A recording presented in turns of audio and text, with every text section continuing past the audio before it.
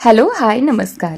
आजची रेसिपी आहे चिकन मसाला. चिकन थोडंसं झटपट बनवायचं होतं म्हणून ही रेसिपी करायला घेतली. पण झटपट असलं तरी चवीत कुठेही तडजोड करायची नाही हे मनाशी पक्क होतं.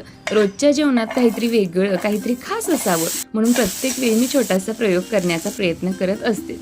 मसाल्यांचा सुगंध किचनभर दरवळू लागला की कळतं आज काहीतरी मस्त जमणार. हळू शिजत जाणारे चिकन, मसाल्यात मुरलेली ग्रेव्ही, कांद्याचे उभे काप आणि त्या प्रत्येक घासात जाणवणारे घरगुती प्रेम, यालाच म्हणतात साधेपणातील खरी चव.